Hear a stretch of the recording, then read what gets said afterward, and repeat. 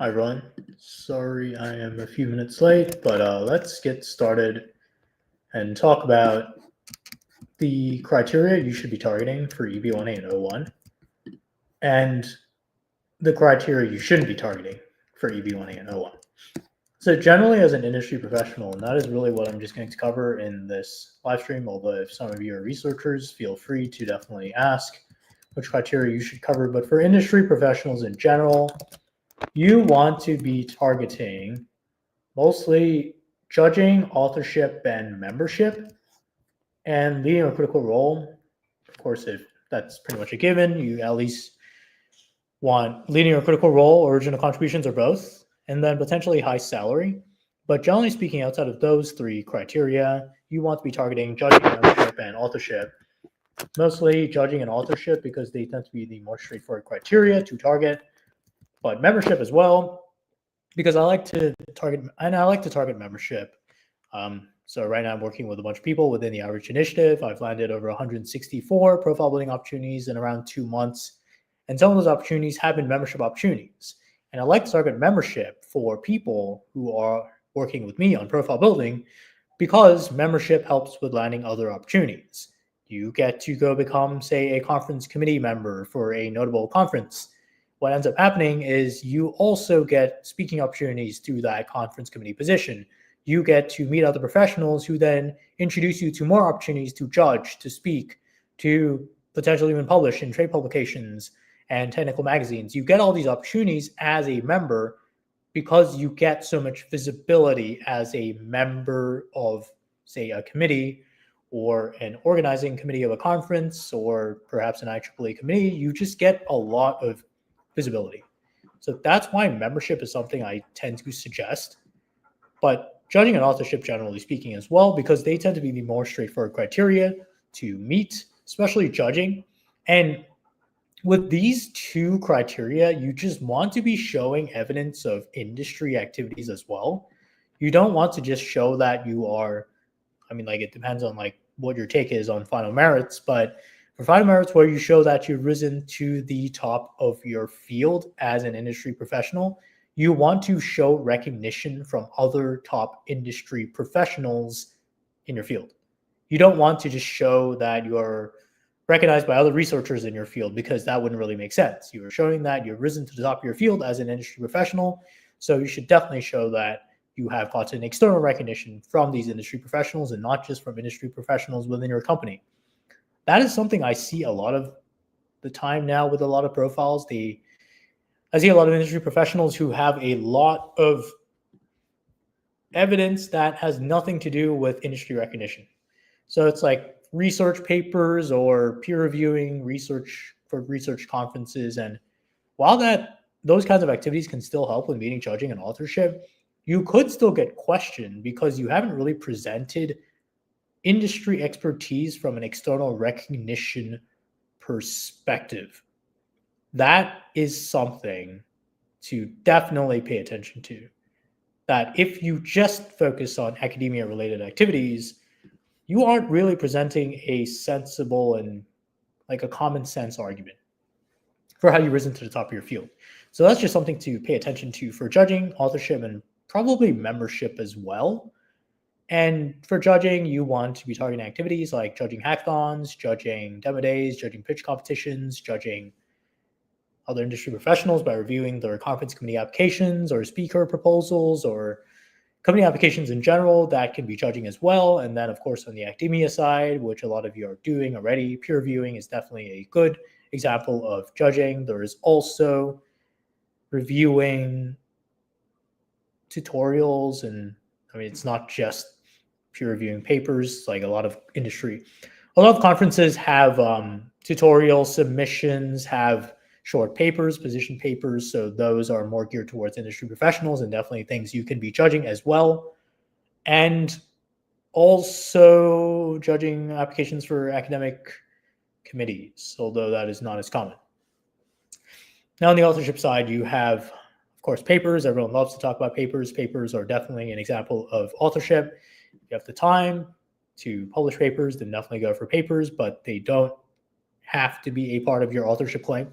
You don't need papers That's just something to keep in mind. Papers take a long time to publish, especially in notable venues. Top journals, top conferences don't take a couple of weeks to review papers. They take months.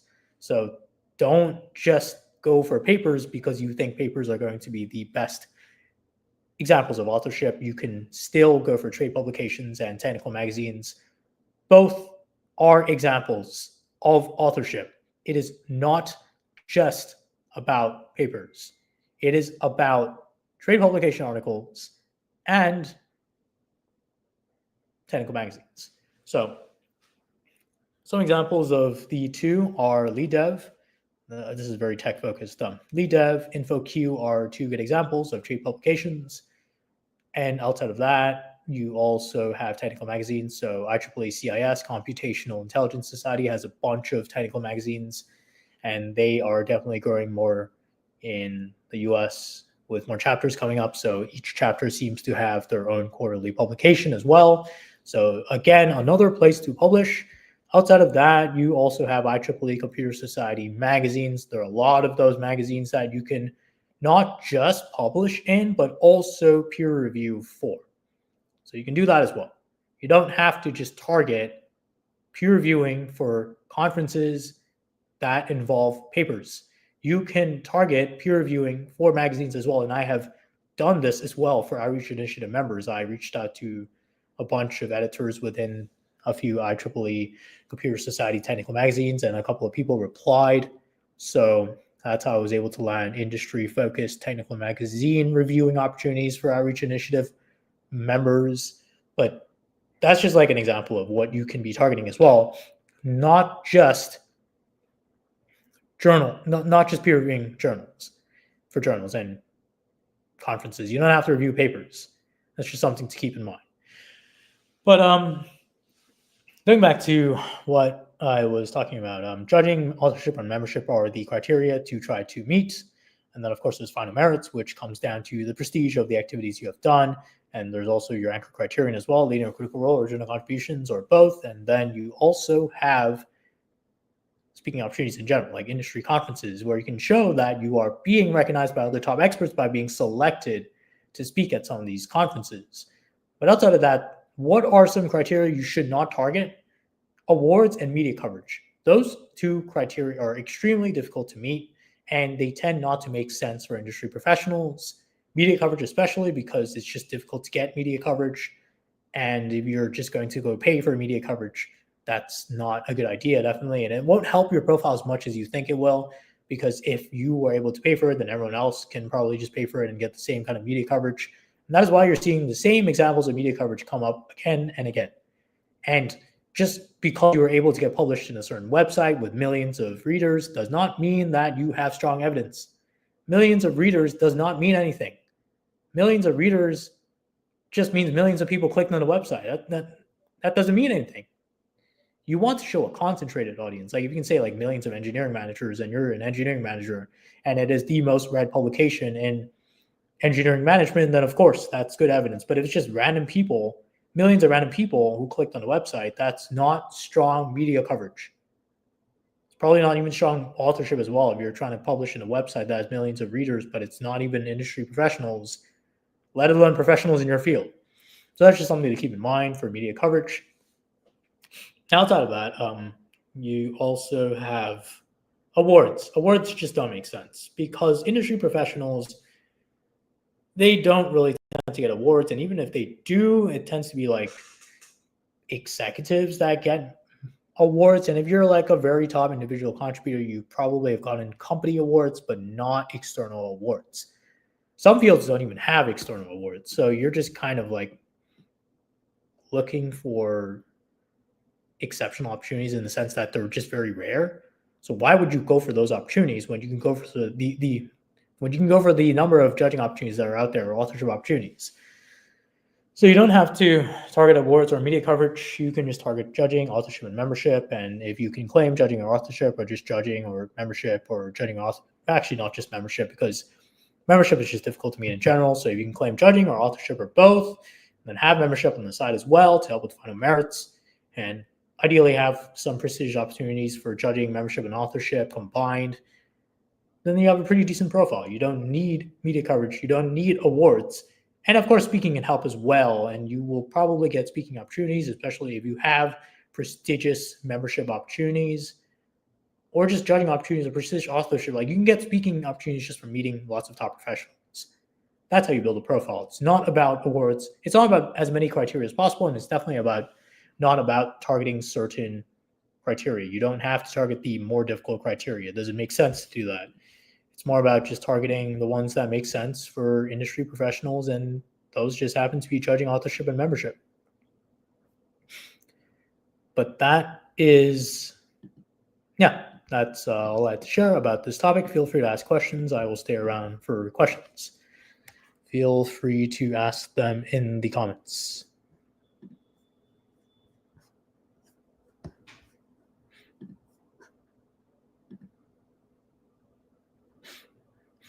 And anyone have questions?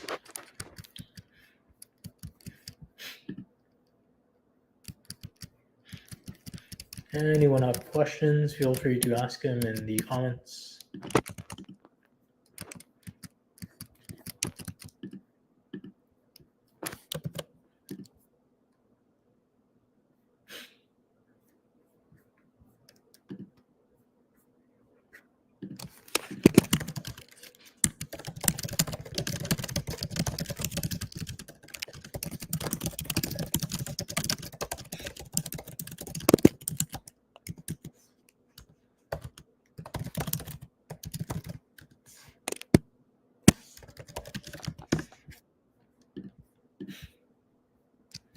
What memberships are considered reputable?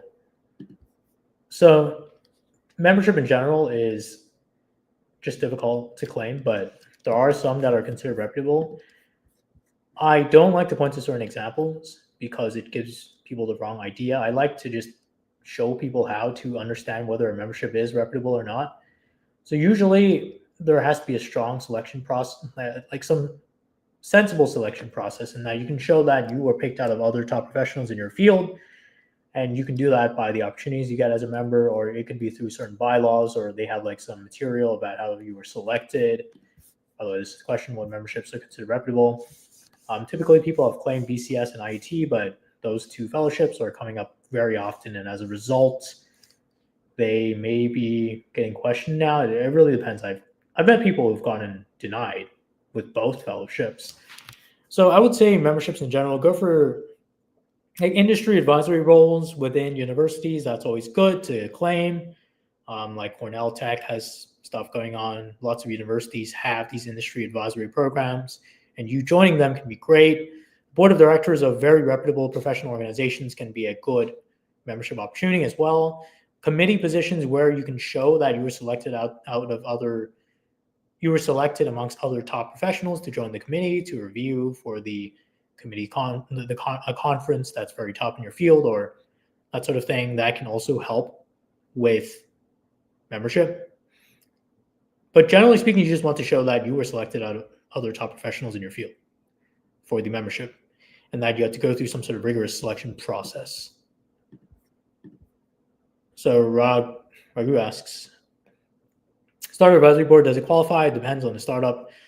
If it is an advisory board that is not like, there's no like clear selection process, or you just kind of got in because like, I don't know, like your friend knows you or something like that, and there's like no sort of formal relationship or no like vetting of any kind, it's going to be hard to prove that you were selected based on the evaluations of very top experts in your field. You can always show that if you can show there was some sort of official selection process, or maybe you are applying your expertise at a very high level. But even then, you need to show some sort of selection process, because if you look at the policy manual, it literally says that you have to show that you were evaluated by other top professionals in your field as part of the membership selection process. So you do need to show that part of the evidence. I mean, you can again try to like not show that, but it's just not going to really work as well. Also, just membership isn't something you have to claim. It's not something that's absolutely necessary. Anyone else have questions?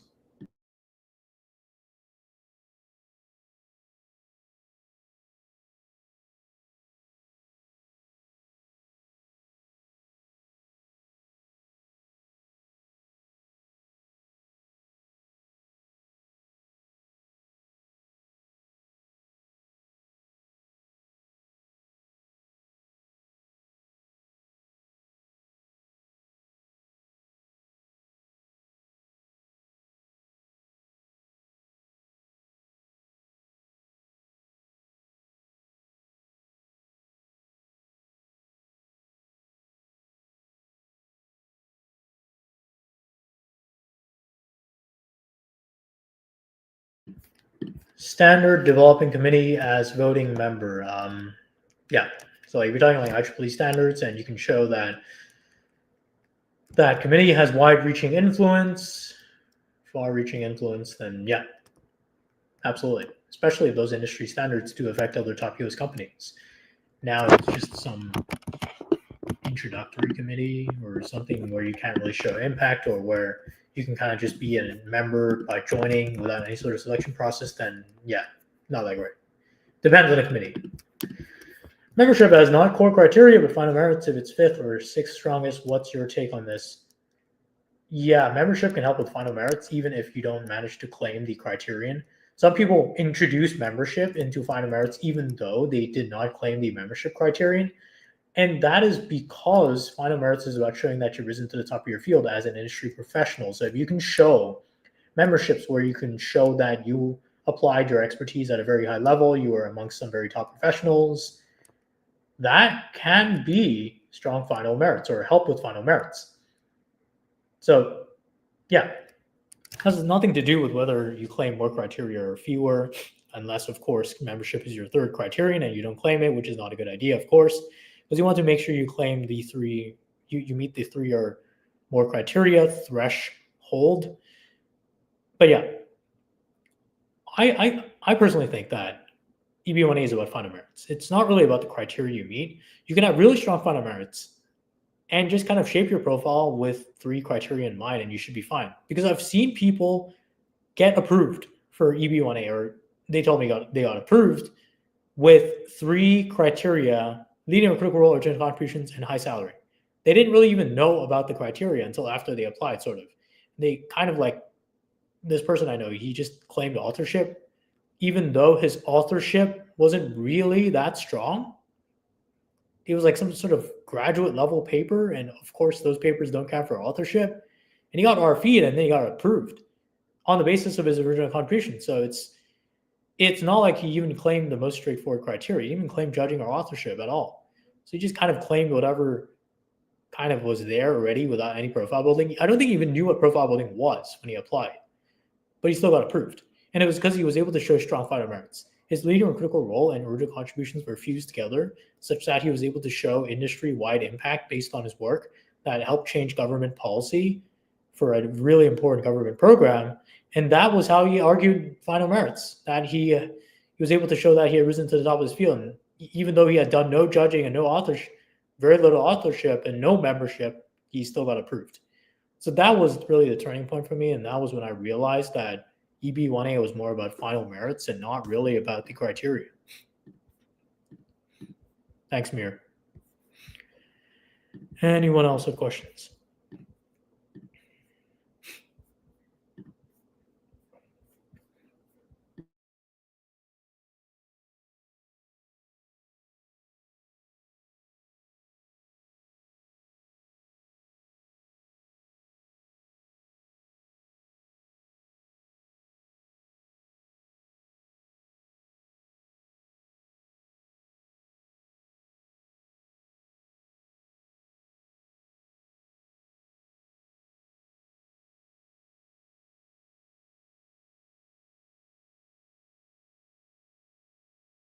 Always quality, ideally quality and quantity.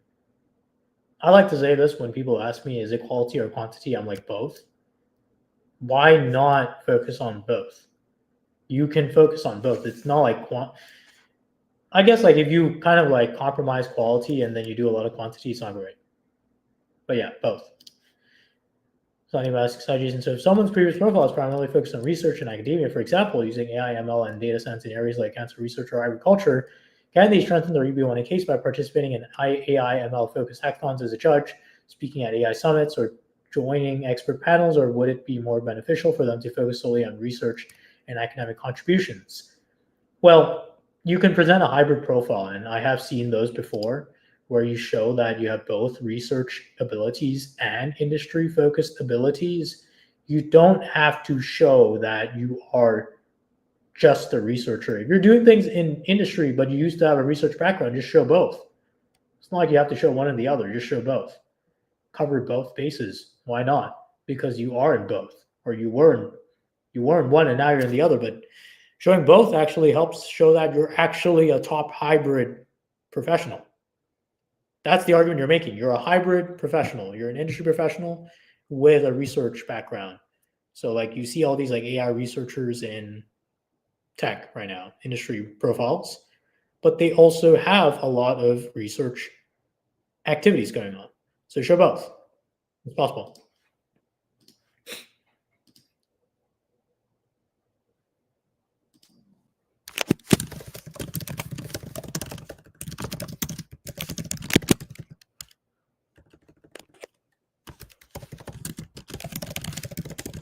Anyone else with questions? All right, 5 more minutes for questions. Anyone else?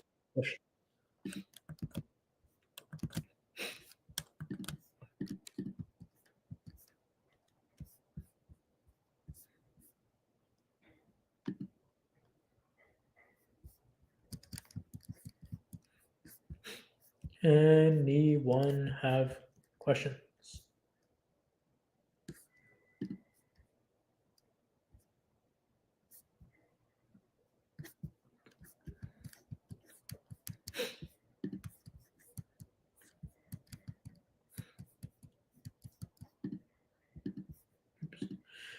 All right, if no one else has questions, thanks everyone for joining today's live stream. I will definitely be doing this again shortly. I'll just stay for a couple more minutes. If anyone has questions, I'll answer 1 or 2 more questions.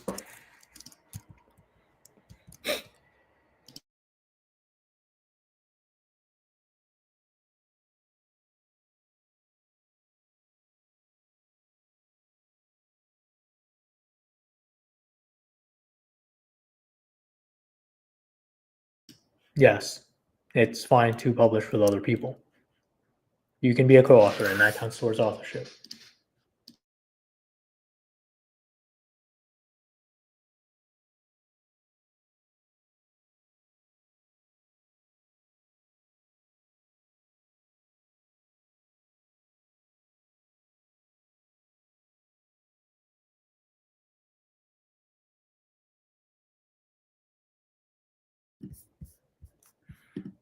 You're welcome.